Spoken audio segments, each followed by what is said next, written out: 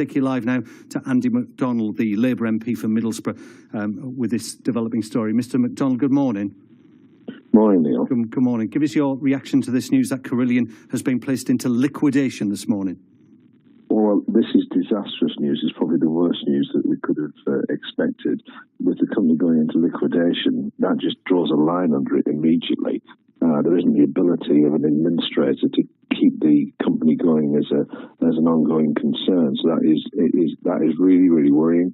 Not only are Carillion right at the heart of our rail industry with the renewals and maintenance work on a day-to-day basis, they're also one of the main contractors in HS2.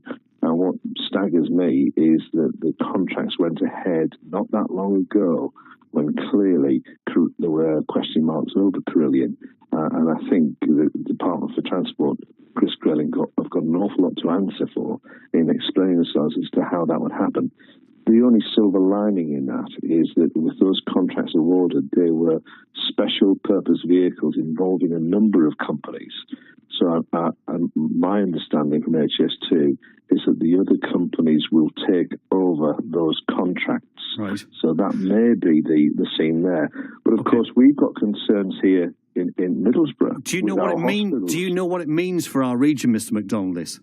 Well, in terms of our region, we look no further than Martin Road and James Cook University Hospital, where Carillion are the facilities management company. Now, I understand that may already be underway to be sold to Serco, so they would take over that facilities management contract. They're also at the heart of Rosebery Park, and we know the disaster that construction site is, with Laing O'Rourke having made such a mess of a brand new hospital. So this goes right to the heart of health, education, to transport.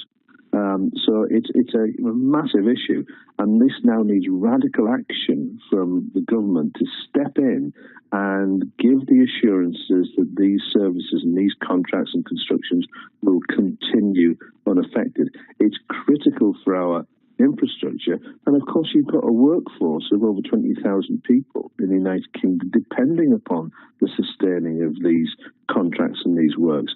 So it really does need drastic action from the government today, and they need to make themselves abundantly clear, and there will be an opportunity to do so in the House of Commons this afternoon.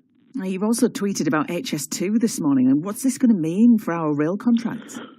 Well, I must say I trust that the special purpose vehicles, the companies that were created to deliver on those contracts for phase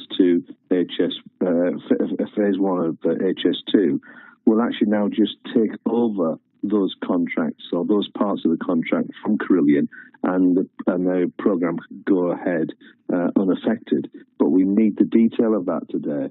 So it does have a knock-on effect right across the UK, because it's construction workers and the supply chain who are heavily involved and heavily committed to this.